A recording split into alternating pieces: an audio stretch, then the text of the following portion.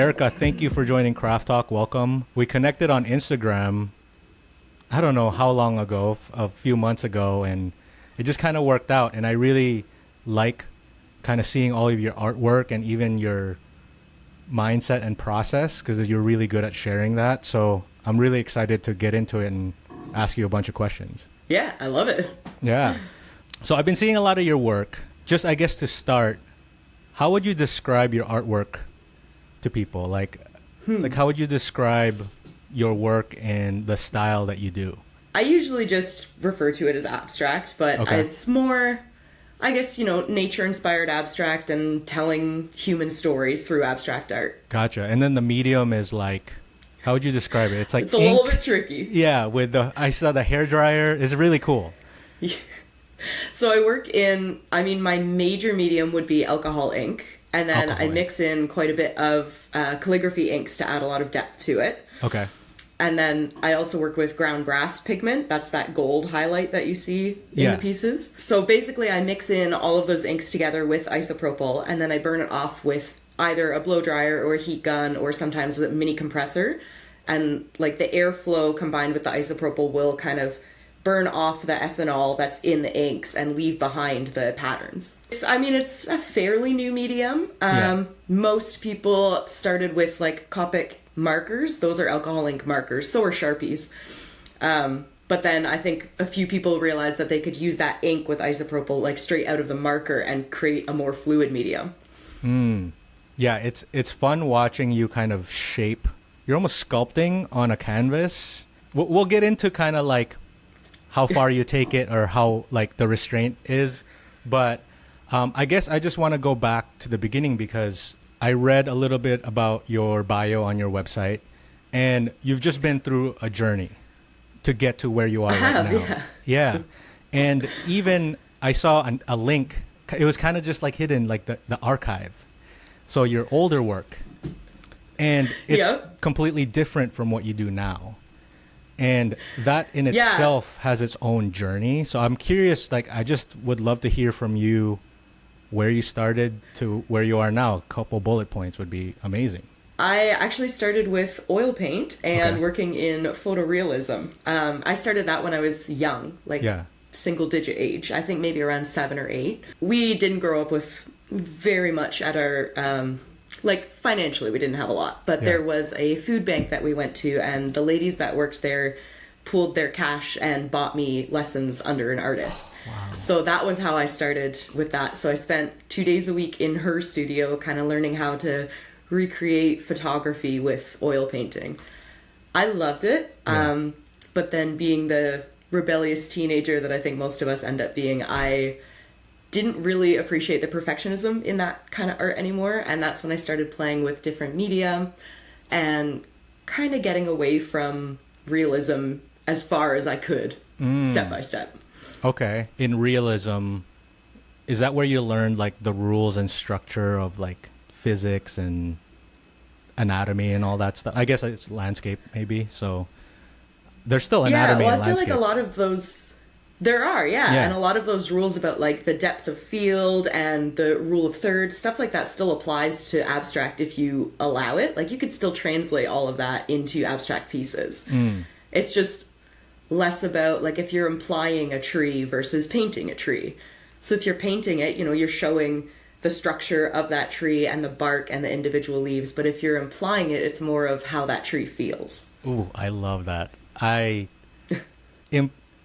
implied and intent, like artistic, like choices, to me reads very like intuition based. Do you think like the technical aspects of that intuition plays a factor, or is it just all pure heart intuition? Like, do you think because you had that background, you can better intuitively imply a tree? I think, yeah, some of it, because of that background, I think some of it comes more naturally to me than it would have if I had just started with pure abstract. Okay. But definitely painting the way that I do, especially with a fluid medium, you're subject to gravity, humidity, airflow, everything affects it. So there's a lot of intuition that comes into play with my pieces anyways, where I could set out to create something that feels a certain way. And then if, I've got my sheet slightly tilted in one direction, it's going to come out differently. Yeah. I'm curious about the shift from that one photorealism to abstract. Was it a slow burn into it, or like how did you know it was time, and when did you decide like, okay, I got to make a switch here? Oh, it was definitely a very slow transition. Okay. I started, so when I had been working in oils, I had gallery representation and I was doing some shows that way and selling that way. And it just didn't really feel like me. Like, it didn't feel like it fit me personally. It was great for the art, but not for the artist. Okay. So I slowly started implying things instead of painting them. And then when I went off to university, I didn't have that one-on-one with that art teacher anymore. So I had a lot of freedom to kind of just paint what I wanted. And that's when I started getting into more and more abstraction. So for a while I was doing abstracted landscapes where there was still definitely like an implied landscape with implied mountains or an implied stream or whatever. But the further I got into that, the more I felt like I wanted to see how far I could take it. Like, how far could I push the idea of the feeling of, say, a landscape without painting it at all. And how do you, how would you, like, if you were to explain to someone how you do that, what's the best way to, yeah, because it's like, I see what you're doing, because you share like time lapses of your work and you do a little bit of voiceover on like the feeling. And I'm like, oh yeah, I get that from her piece. How do you explain that to someone? Because it's so difficult. I feel like I'd have to take them all the way inside my brain. So I work in a collection model, right? So I often take one concept and I split it into 12-ish smaller concepts. So right now I'm actually looking at maybe working with the idea of the seasons and splitting those into like 12 ideas, instead of just like spring, summer, winter, fall, but like those in-between seasons too. Ooh. And then I would, when I've got those ideas, I would kind of think about how those would feel. So if I think of the in-between of summer to fall, that like late August stillness, I would start to associate like the emotions with it and the stories of like what's my best late August memory. And all of those I would try to associate with like color and movement. And then I would start experimenting with putting it on paper until it feels like that to me. So you practice it on, you kind of R&D on paper? Yeah, oh yeah. With There's the a lot same of ink? Yep, yeah, I'll mix up a lot of different color swatches and try to see. I mean, I'm very picky about color, so a lot of times I'm mixing the same green 30 different ways to try to get the perfect one that feels like midsummer. I'll frequently tape them all up on the wall and just stand in front of them and look and try to figure out which green is the right green. Yeah. Okay, let's talk about that. How do you pick the right green? Because I'm just thinking of when I'm painting walls in my house. When you go to the store and you pick out a paint, it looks great on those swatches. And I've come to realize it really depends on the amount of light that goes through your windows or your house. How do you pick a color that represents the best feeling, given that like every room is going to be different? I think that's where a lot of the intuition comes into play. I mean, we're all pretty intuitive creatures, and we're all creatures of habit too, where we'll sit down and we'll pick out that favorite color that just feels right. A lot of it comes down to that, where I can sit in front of my wall of greens and pick out the one that just feels perfect. And I'm fortunate enough that other people seem to grasp my vision when I say, hey, we're using this green for this reason. Right, you've curated. It seems like it's like a lot of no's. Like you know what you don't want, but the right one comes along and it's an easy like, oh, that's it. That's definitely how it feels. I do, as I work through my sketchbooks, I'll tape swatches in there. So if I'm out somewhere, I've usually got a bag of like cutoffs of swatches that I can hold up to that landscape and see which one matches best. Okay. And I'll tape those right in my sketchbook so that later when I'm going through trying to find a piece out of my sketches, I could pull one out and I have the color right there that felt right at the time. Have you ever had like you pick the color, like you went through the process, you put it on the canvas, and you go to a different room or something like that and you're like, that's not it? Have you ever had that situation? Oh, so many times. Too many times? So many times, especially reds. Reds are impossible. I don't know why they're so aggressive all the time, but I can never get the right feel from a red. Whoa. Why do you think that is? I don't know. I guess they're more passionate and more volatile of colors. So I think if you're trying to nail down passion, just by nature, passion is such a changeable thing, and it's so unstable. And so when you're trying to mix something that feels passionate, it's going to feel different from one second to the next. That's like, I mean, red, obviously, it kind of is defined by like passion and like fire. Yeah, passion, fire, change. They're all so unstable. I think, I don't know. Reds are just not my thing. I'm always fighting with reds if I have to use one. Interesting. What is the color that you gravitate towards the most at the moment? I'm sure it changes all the time, but what's an easy one right now that you can communicate with? Greens, grays, and blues they always feel like home to me. I feel like blues always feel so emotional, and there's such a range of emotion and so much depth to it that they almost always feel right.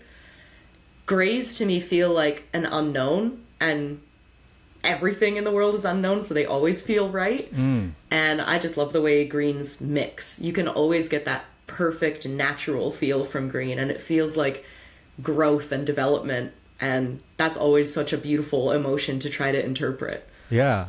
And has that changed over time? Like, was there a color scheme much. a year, 2 years ago? Like, what did those colors translate to in your life? Over time, I mean, I think I started with a lot more vibrancy in my pieces because I was trying to interpret emotions that were clearer.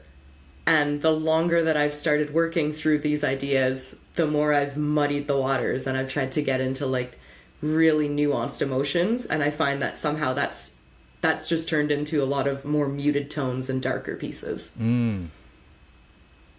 So super nuanced. Okay, so let's go through your process a little bit. So you're doing a little bit of R&D with your seasons kind of project. You start off on paper. What's the phases? Is it like colors and then shape and then texture, or walk me through that? I start off with just like a brain dump. I just take my one notebook and I scribble all of the ideas and associations that I have with those. So if I look at my seasons, I'm getting an inside scoop right now. Here. You are. So for summer, I associate it with like south, the fire, vitality, passion, growth, and the people in life who inspire you and drive you to be better. Okay. So I start with something like that, and then I'll associate all of those with different colors, which obviously if I'm going to do like the midsummer point, it's going to be fiery reds, probably oranges, probably those deeper browns that come from the earth, and the way the earth is so exposed in summer, you get like droughts and you have tired plants, stuff like that. I'll take all of those colors, swatch them, and stick them up on my wall so that I can go stare at them for a while and find the ones that feel just right. Okay. And how long does that take, kind of like shape, as far as the selection process? I guess it depends on the collection. So a concept like seasons or like time, anything like that, is going to take me a little bit longer because I have to nail down points in between seasons that don't always exist. When I'm doing more emotional collections, so for example, one time I interpreted the bittersweet of life. That was pretty easy because there's so much in life that's bittersweet that the ideas came really quickly, and the color associations were really easy for me too. And do you put yourself on a timeline when it comes to work? Like, do you have, I don't know, you're already nodding your head, you're like, no, so you take the time that you need. I do, yeah. I have in the past pushed myself in the studio a little bit too hard, and I have to remind myself that like sometimes when you're pushing yourself, you're not making your best art anyways. And I always want to put my best art forward, so I just slow it down. My goal for this year is to do 3 collections. I've done 2, so I'm on track. Wow, so you've set yourself kind of like a limit for your year. Was that difficult to arrive at that point? Because there's like this balance between creativity and business, and obviously you have to make a living and all that stuff. I'm just curious what your thoughts on that are. It is really hard. The business end of stuff can sometimes feel really gross to a lot of artists. I'm sure I'm not the only one that finds it doesn't jive as well with the like heart and soul that goes into art. For me, I mean, this is an outlet and it's my passion, and I don't ever want it to feel like I have to come in here and create. So if I'm not fired up and I'm not feeling it, I'm not going to push myself to make garbage. Now, I will happily make garbage art in something like my sketchbook, but I mean, like a full piece, I'm not just going to force myself to work on that and risk ruining it. Gotcha. Is that what happened partly with your older work, where at some point you've kind of outgrown that medium and it started feeling like you had to do it? Yeah, that, and it felt so repetitive. Like I got into too much of a routine and I felt so safe doing it that it was like, come in, add this layer, move on, come back in 3 days, do it again. And it lost that, like, that passion and that creativity that art should have. Yeah. Well, I can relate to that so much. I'm really glad you're saying all this, because I'm kind of in the midst of like kind of a transition in mediums as well. Like, I guess a little bit about myself. I started off as a musician. So my entire high school and college and to adult life doing music. And through some life circumstances, it kind of just started feeling like I didn't have that kind of same passion for it. I have a feeling that it'll come back. Like it just always does. But right now, intentionally, instead of trying to claw back at like, I'm going to force myself to do music, I've just kind of intentionally went, I'm just putting this away right now. And that's a hard admission to make. And I'm going to focus on podcasting. And this is relatively new. I don't consider myself a pro at all. I don't know. Sometimes it's hard to let go of those old identities when it comes to your artistic voice. It is. I mean, I imagine you felt this too, but like when I was putting away the oils and the photorealism, I felt like I was putting away a part of myself. Did you feel that too with music? Yeah, I still do. I'm still like, right now when I pick up a guitar, I don't feel as excited about it as I used to. And that's scary, because it's like, what do you mean? Like, that's what I've been doing my entire life, and it used to make me feel like alive. And it's scary because people know you as like someone who does music, and then now it's just like not there. It's odd. And I feel like I'm observing from you is you manage to like lean into the discomfort of like change. I love that discomfort. Yeah. What is it about that makes you excited and gives you more creativity rather than like it kind of feel like you've lost it? I think a lot of my creativity is fueled by other people and, you know, what makes us human and the human condition in general. And being human is uncomfortable. Being human sucks a lot of the time. So being able to sit with those feelings, like the feelings of discomfort and of being human, for me at least, is what spurs on better art. You have such good outlook on like this kind of stuff. It's really refreshing to see. And it reflects, I think it just reflects on your art. And it's interesting that a lot of it is like intuitive. I mean, it hasn't always been like that. It's definitely been a journey to get there. But I think the more I lean into it, the more I feel like it's natural. Like I'm supposed to be feeling the hard feelings and throwing them onto paper. And even the way that I share my art online feels natural to me now, to tell those stories and over explain everything so that people can catch my vision. It just feels right when I'm doing it. Once you've kind of figured out your kind of intent, you already have the technicals as far as colors. Walk me through the process of actually like the production. Once I've got the colors and I have that story that I want to tell, I'll sketch it out a few times just to get the composition right in my head. A lot of what I do depends on where the white space in my pieces is located and what that white space stands for. So if, for example, the white space means unknown and I'm working in a piece that has colors of like blues and grays, so emotions and uncertainty, I'm going to guide those colors towards that white space in a certain way that I feel tells the story. Once I'm ready, I sit down. I almost always work on the same spot on my floor because, I don't know, I like it down there. It feels natural. Yeah, it feels like home. So I throw my sheet down there and I spread out the inks and I just start going. I work in silence. I try not to have like music or anything going because I need to be in my head as much as I possibly can. And oftentimes I make the bulk of the piece in one sitting. I'll come back later and add details, but the majority of the piece is done in just one sit down. So where you place, do you pour the ink? Sorry, I don't know what the process is. Do you just like... Sometimes. Depending on how many colors I'm using and how I want them to interact with each other. So if I'm doing a piece that's a single color, I very frequently will mix a mug and just dump it kind of where I want it to go.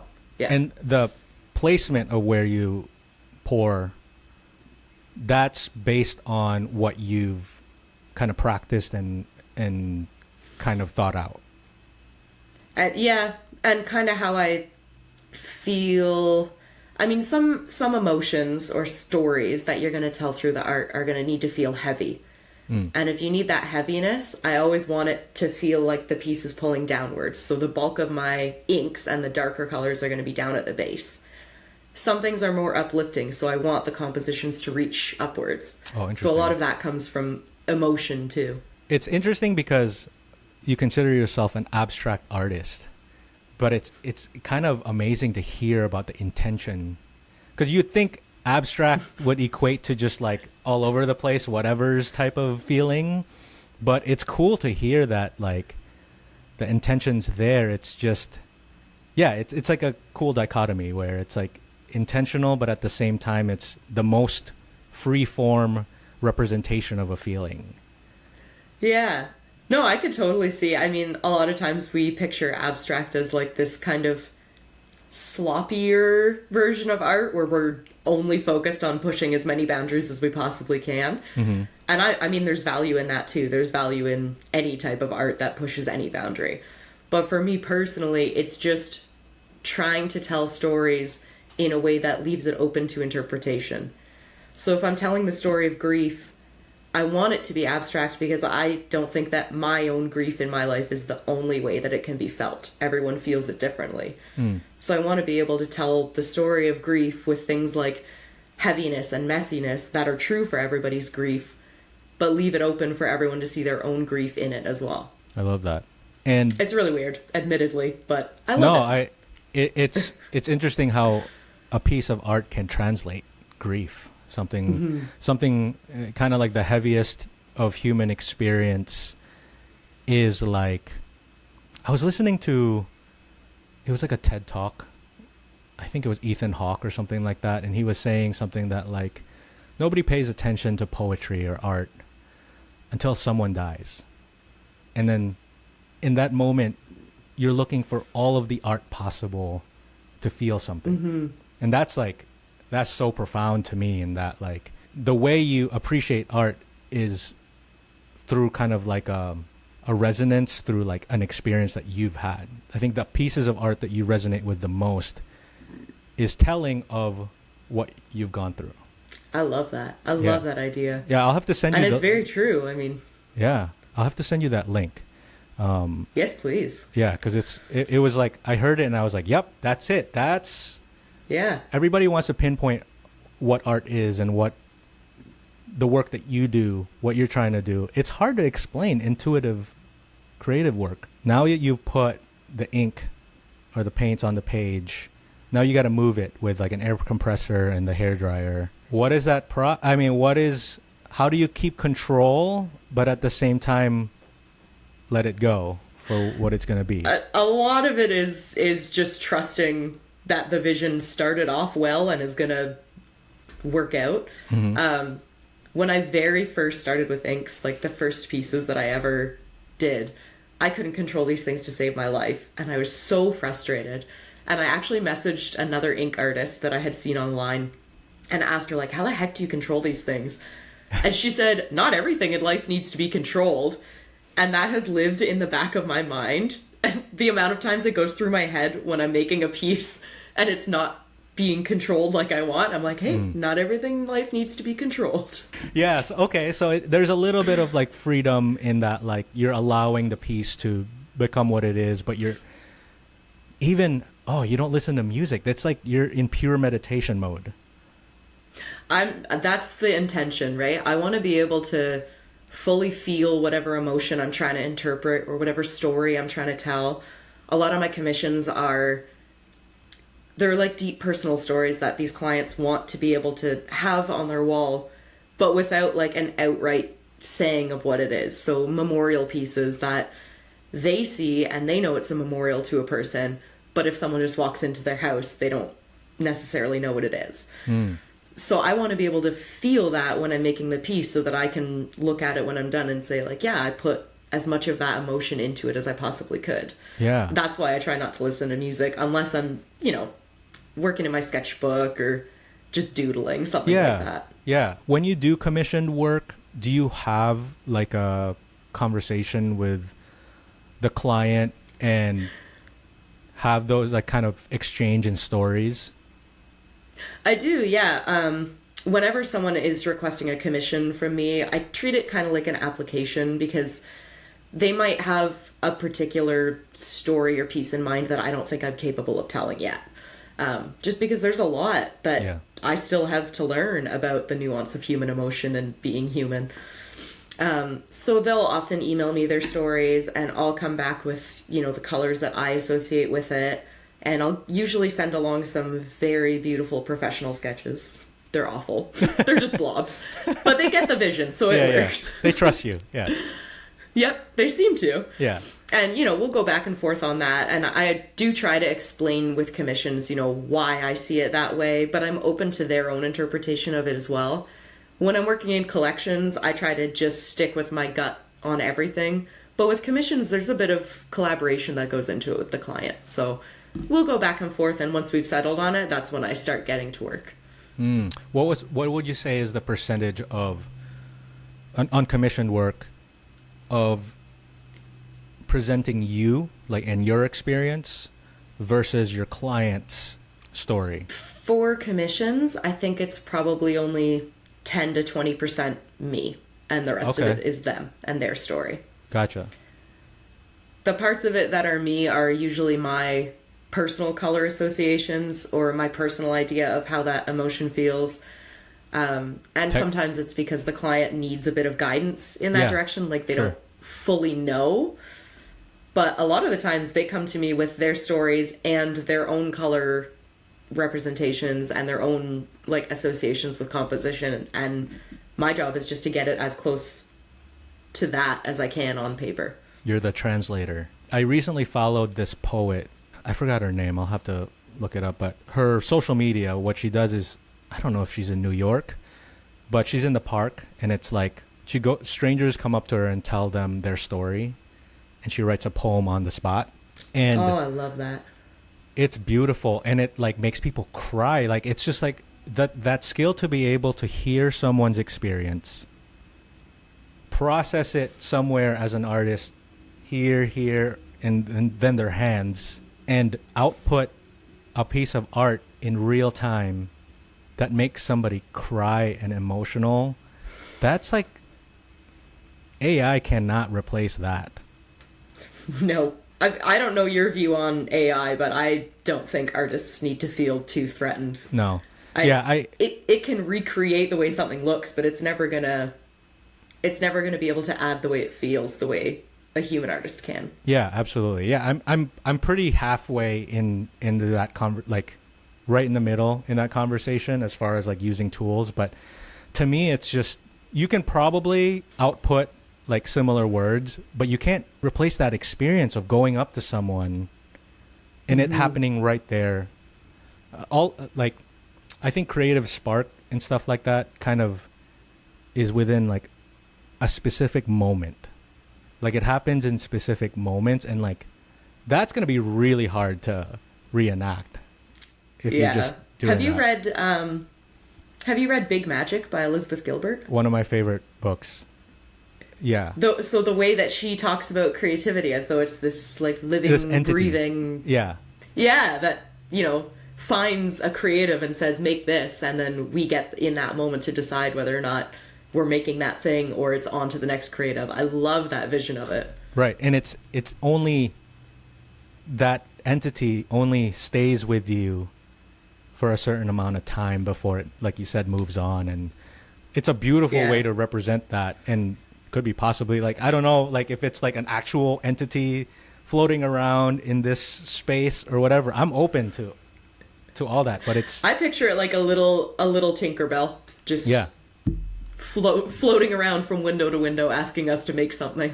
Yeah, and even in like the day to day, it's like I'll be walking my dog and I'll have this idea or like a lyric or just a certain phrase that resonates with me at that specific time.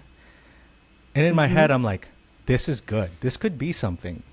And by the time I get back home, it's gone. It's like, what was the phrase exactly the way I said it? It's like not there anymore. Yeah. It's like, wow. It's like fleeting. Yeah, went and found someone else. Yeah. Which there's beauty in that too, right? It's almost like the greater creative collective is we're all dealing with the same ideas, and whether you're a poet or a musician or an artist, you're just interpreting these same emotions and these same existences. I really like this idea. We're kind of all interpreters and translators. Now you're putting stuff on the canvas, on the page, whatever kind of material. What material do you use actually? Like, is it canvas or? So I work on, it's a polypropylene based synthetic paper. Whoa, okay. So the brand that I use it's Legion paper. It's Yupo. Okay.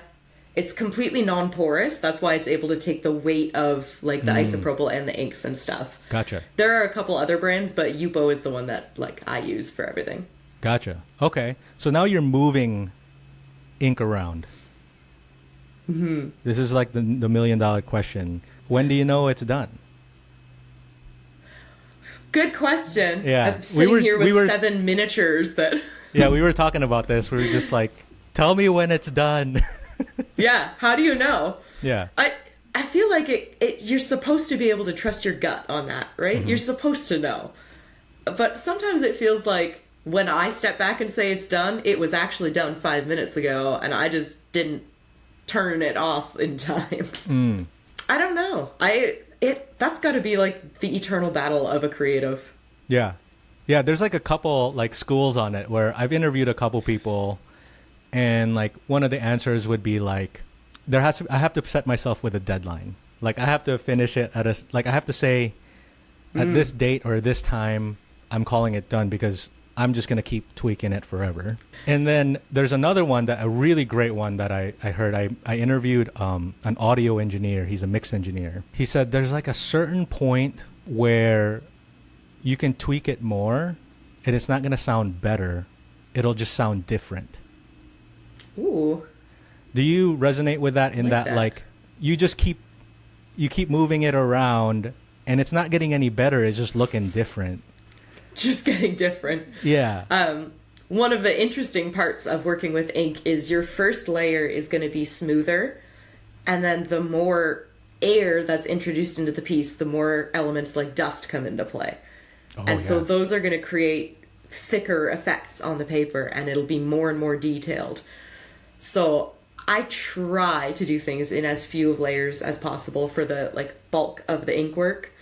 Things like line work and small details you can add eternally, but for that first big wash of color, I try to do it in as few of passes as possible, because once I've introduced dust, I can't remove it, so I can only get more and more detailed from there. I can never strip it back again. I say that knowing full well that I had these pieces that I was working on in Iceland that I thought none of them were finished, and then I came back and immediately started overworking one, and then was like, now they're all finished. I'm done. I just varnished them yesterday. Yeah, beautiful.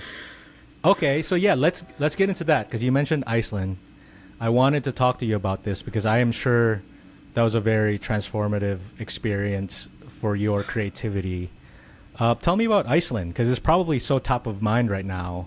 Well, I mean, I love traveling in general. I've spent a lot of time traveling, but this is a group of female creatives that I've traveled with. This is my second trip with them now. Okay, cool. So they're called Ember and Solace. It's started by a photographer and a fine artist. And it's all about taking women out of like our normal daily roles, which a lot of our normal daily roles are driven by like responsibility, a complete lack of rest, and a complete inability to let go and play.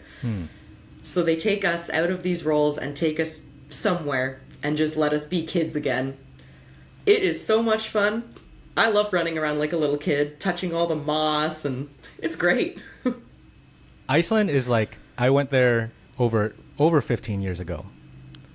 And I just imagine, with knowing how your artwork is, imagining that you going to Iceland is just like, it's like you're seeing your artwork in the physical world. I can just I have a imagine serious desire to play with like those dark grays and greens now a lot. Yeah. The landscapes there are so stark.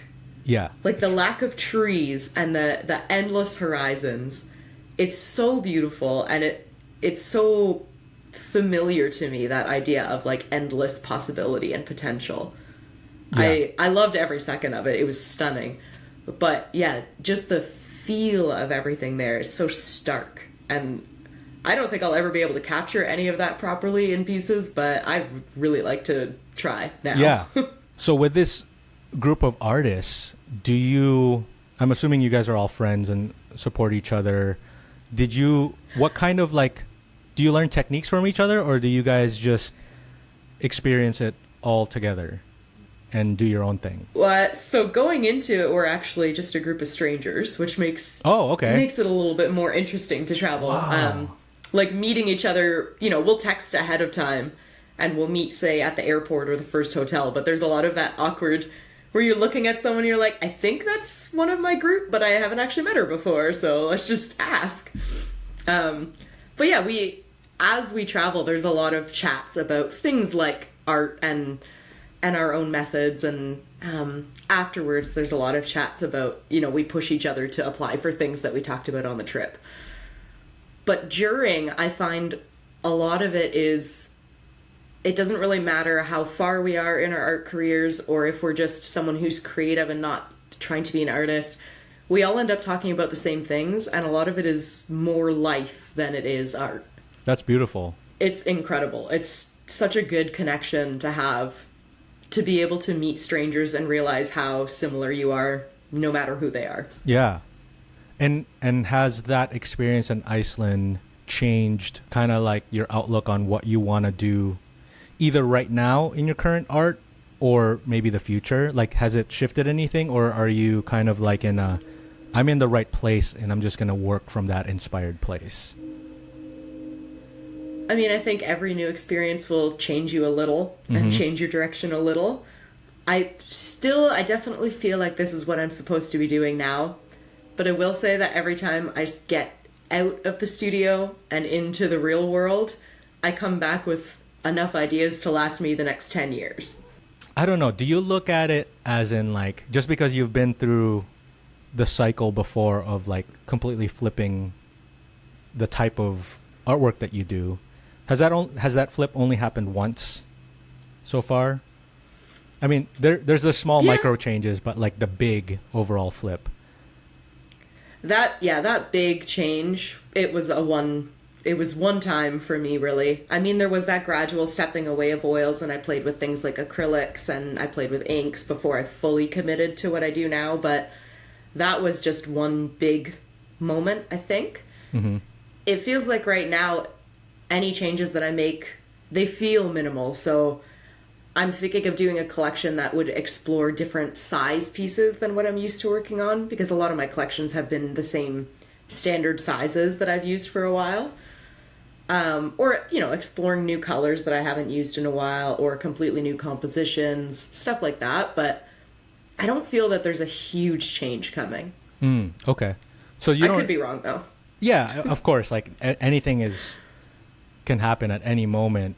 And I guess I'm asking just because, for kind of as I've shared, it's like, how do you stay in this moment of like, I'm happy where I am right now, without worrying that big flip will happen again? Because usually when that big flip happens again, it usually means like stuff's going on, and although beautiful, there's a lot of like movement and change.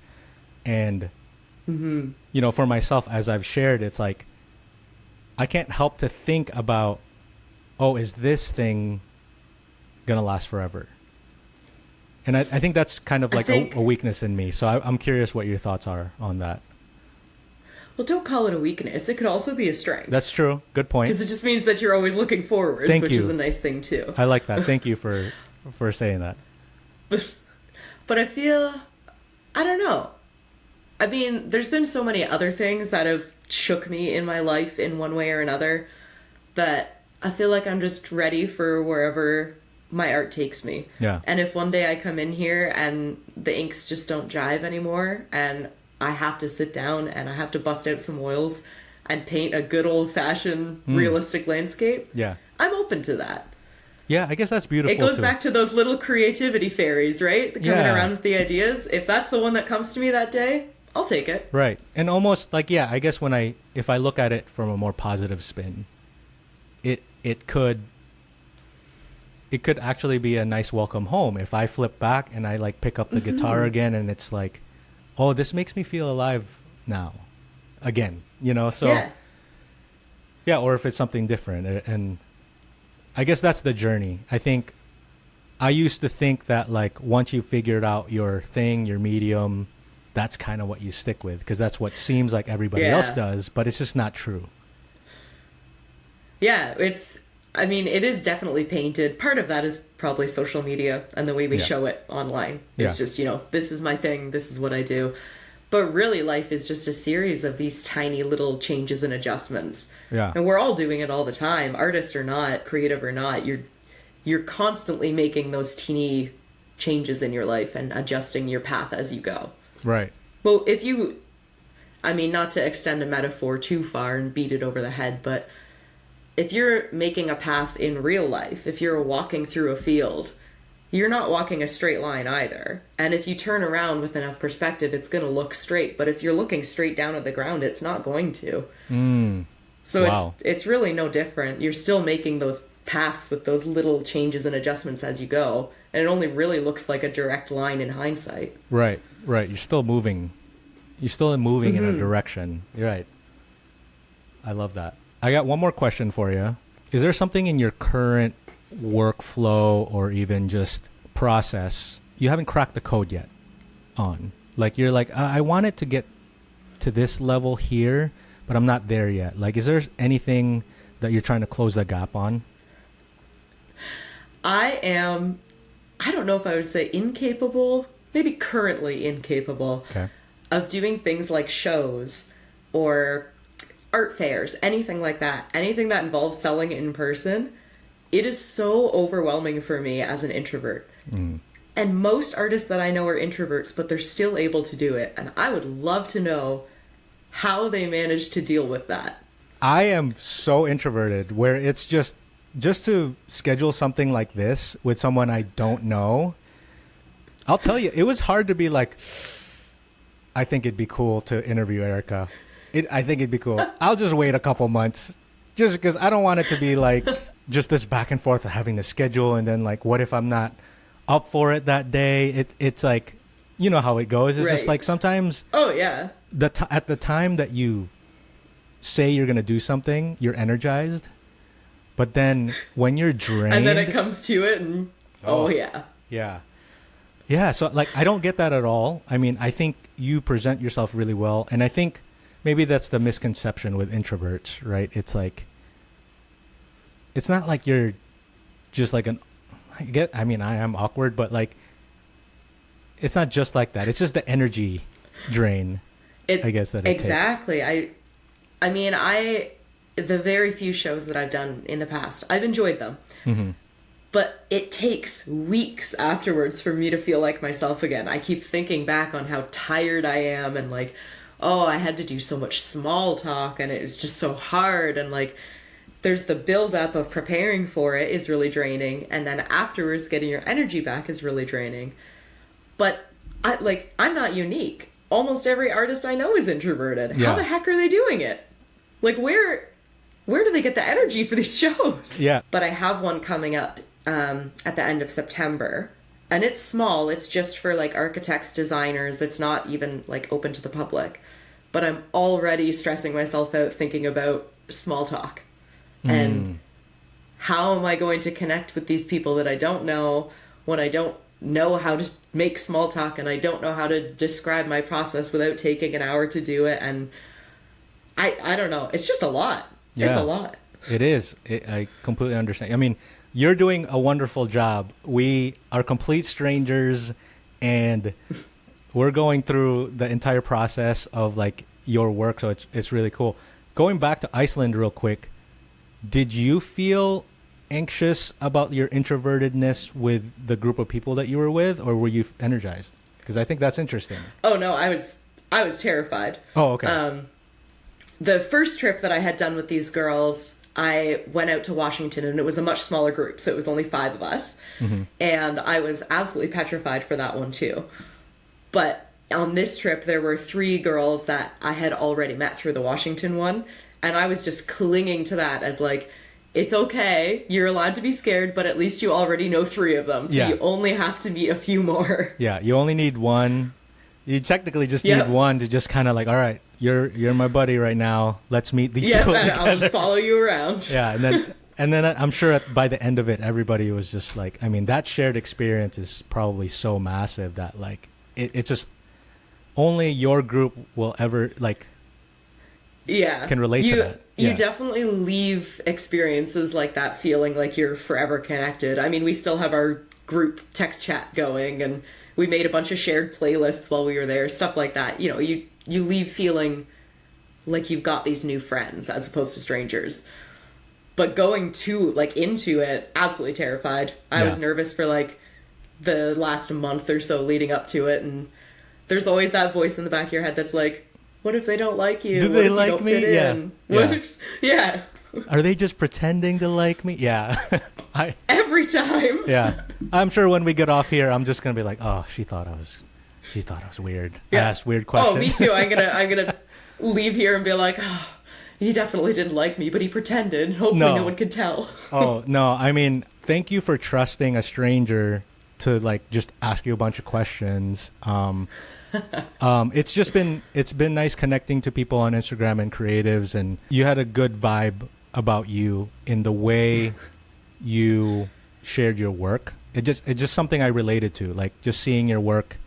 I'm really excited to see kind of like the things that you make, and I would just say keep going with it. You think you're introverted, and I don't know, I just never got that. I think you present it really well, and I like the voiceovers. I just shine on some extroversion to present online. There you go. And I crawl back to my cave after. Yeah, but in the background we know, like you and I know, we hate this.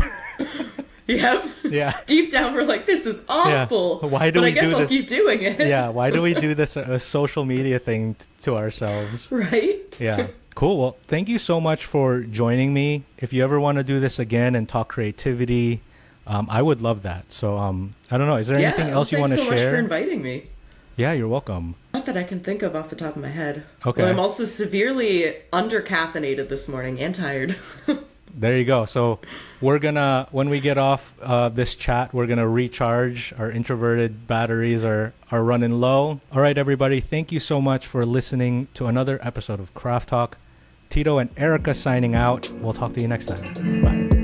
Nice. Nice. One take.